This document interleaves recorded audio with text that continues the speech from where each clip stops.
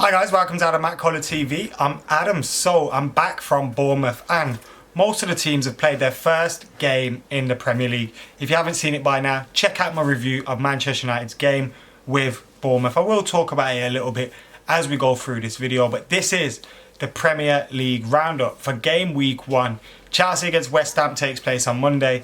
We'll talk about that a little bit later in the week. But for now, let's get stuck in to some of the results. On Saturday, first things first, Leicester City, the champions, were beaten by Mick Phelan's Hull City side. Hull City had 13 players fit to play the game. 13 first team players. They've lost Steve Bruce. The ownership's all up in the air. Nobody's signing players. Nobody really knows what's going on at Hull City. And they managed to beat the champions 2-1. It was what Leicester City was doing to teams last year. And I think, to be fair to Hull, they played tactically spot on. Mick Phelan deserves a lot of credit for that. He's still not guaranteed the job. He's only caretaker manager at the moment. But performances like that will make him a favourite to get the job, regardless of who the owners are. But they do definitely need some investment.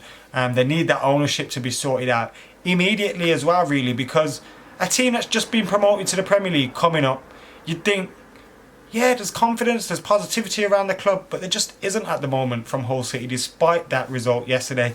A lot of people's accumulators up and down the country were destroyed as Ranieri's side lost. Mahrez got a goal back for them when it was 1-0, but then of course they did suffer that defeat. So 2-1 to Hull City, a victory that they'll need, 3 points at their home ground. They'll need to do that throughout the season if they want to stand a chance of staying up, but they really do need to sort out that managerial, that ownership position ASAP so that they can get some players in before the window closes and prepare for the season ahead.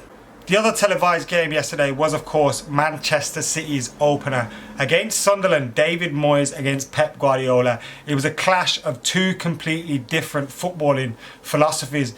Manchester City, it started off fantastically well, got the opening goal through a penalty in the first couple of minutes, but then Sunderland were allowed to come back into the game a little bit more.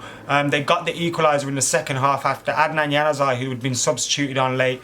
He made a fantastic run, some link-up play. Boom, Defoe's found in the box and he scores a goal. It was one of two clear-cut chances that he had in the game. The other drew a good save from Willy Caballero. Joe Hart had been dropped for this game and I wasn't surprised. A lot of people up and down on social media, all this, they're surprised Joe Hart's been dropped. Are you really surprised? I don't think Joe Hart is top 3, top 5 goalkeepers in the league. He's an average goalkeeper in Manchester City for a team that wants to be building a side that could win the Champions League and win the league. I don't think Joe Hart's a goalkeeper for them. And if they keep Joe Hart as their number 1 this season, I will be happy with that because I'm sure there's more mistakes in him every time he jumps onto that pitch. Of course, he does make some decent saves. He's probably a better goalkeeper than Willy Caballero, but still, I don't think he's quite up to the standard of a team that wants to be doing those things and winning those competitions. The winning goal for Manchester City came from an old boy from Manchester United. Now obviously Adnan Januzaj had a part to play in their goal, he's only on loan, but Paddy McNair, who had joined Sunderland for around a £5-6 million deal, he comes on as a substitute and within minutes he sticks the ball into his own net to make it 2-1 to Manchester City. Sunderland didn't deserve that. They probably deserved a point having come back into the game. They probably had the most clear-cut chances, but what a blow for Paddy McNair. He had an absolute mare on his debut. As I said though, he couldn't do much about that. As for Manchester City, I do think they will improve more under Pep Guardiola. I think they'll learn more about his style of play, but that fullback things with them in central midfield and with the centre halves that they do have at their disposal, there's always a mistake in them, Mangala, Stones, etc. There's always a mistake in their centre halves, apart from probably Company. And he's never fit.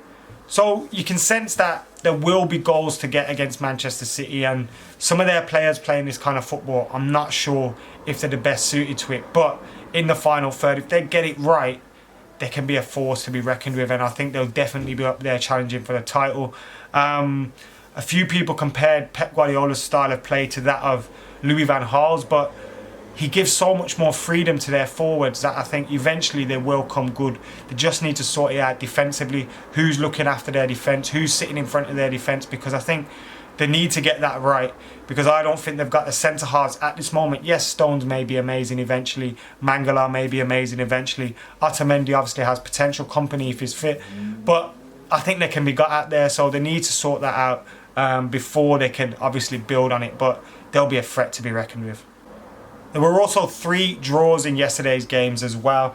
Everton won, Spurs won. Lamela getting a late goal to get the equaliser for Spurs after Ross Barkley gave Everton the lead. Coleman against Pochettino. Coleman's first game shows he still needs to strengthen. He still needs to make signings. He needs to get Lukaku back and hopefully keep him in the side. But Ronald Koeman, with the money there that's now at Everton, he can, of course, I think they could be dark horses for this Premier League. I don't mean to win it, but in terms of challenging, definitely the European positions.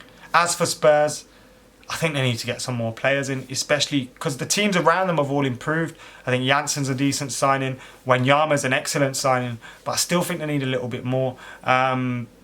Just obviously they'll get better as the season goes on as well. It's early doors for everybody. They're still finding match fitness, but they need to sort out Eriksen's future and maybe bring in another match winner just so they can challenge properly with those guys. Otherwise, I think it'd just be a battle for top 4 for them. But 1-1, fair result at Goodison Park. Negredo and Shaqiri scored goals as well as Borough and Stoke drew 1-1. I didn't see much of that game, so I can't really comment on that one. Southampton won, Watford won, Swansea won away at Burnley, and I think Burnley are definitely one of the favourites to go down. And West Brom grabbed a vital 3 points. I say vital, it's obviously the first game of the season, but away from home against Crystal Palace, one of the teams that are usually in and around them from the mid to bottom half of the table. That could be a big 3 points. And you look at the bigger picture. And then you come to today's football. Obviously, Manchester United winning 3-1 at Bournemouth. It was a very professional performance. United didn't play their best football. Will obviously improve as the season goes on. Bringing those players like Paul Pogba will get better as the season goes on. We went to a place where we lost last season. Obviously, it's a difficult place to go. Eddie Howe can get Bournemouth playing some good football. They've been boosted by the signings of Jordan Ivey and stuff like that. And to go there, get a comfortable victory, 3-0 up. Obviously, we won 3-1 in the end. Disappointed to concede that late goal. I thought Bailly was excellent today. Juan Mata, excellent today. He got that opening goal. Yes, it come from a defensive error, but you still have to take it. It was scrappy. Kind of epitomised the first half. Second half, Rooney getting a goal. Zlatan getting a goal. He just keeps breaking records. Debut goals in Serie A, La Liga, Liga, and now the Premier League. The man just keeps doing it, and he could be really, really, really vital for us this season. But delighted to get up and running with 3 points at the start of the season. Obviously Southampton next now, that's a big game as well at home. Another 3 points there, and it'll be a nice start to the season. I thought Fellaini was good today as well, and it's unfair some of the stick he gets. I know I'm not his biggest fan either, but when he's been playing, he's been performing recently. He's scored a few crucial goals at the tail end of last season, and I think he needs to be given a little bit more respect. Of course, you expect the likes of Schneiderlin, Pogba to be starting ahead of him. They're more cultured footballers, and you want to see those kind of footballers in your team. But I think Jose can get the best out of Fellaini, and he's kind of doing that at the moment. And I think it's just a little bit unfair the way he's treated by some fans. But yeah, thought he played well today. And then we move on to scenes at Arsenal. 3-4. 4-3 to Liverpool. 4-1 up they were at one point. Obviously, Arsenal getting back into the game. Phil Walcott grabbed a goal early. He also missed a penalty. Granit Xhaka didn't start the game. And there's rumours that he wasn't even one of Arsene Wenger's signings. He didn't really want him. I don't know where that's come from though. I've only seen it on the timeline. But there's a lot of discontent at Arsenal at the minute. I think this defeat today could force them to buy some big players. They still need to get that centre-back and that striker to really compete for the title this season. And I think that defeat could probably be a blessing in disguise for them. But what a defeat it was. Leaking goals. It was just poor from Arsenal today, and you can see why their fans are really frustrated. Yes, from a Manchester United fan's perspective, it's really funny to watch, but imagine going through that for such that length of time when it's the same issues. Every year they kind of say, oh yeah, Peter checks the final piece of the jigsaw, this, that, the other, and it never comes. They've got the money there, obviously. Arsene Wenger, he doesn't seem to be blaming the board, so the blame has to fall at his feet, and it doesn't seem like he's being sacked.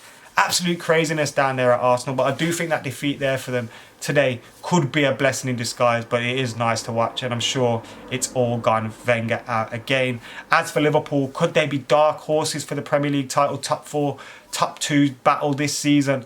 A victory, obviously up front, they've got a lot to be reckoned with when you look at the players that they do have at their disposal. I don't think they have any one outstanding world-class player, but they all have players that can do damage to defences.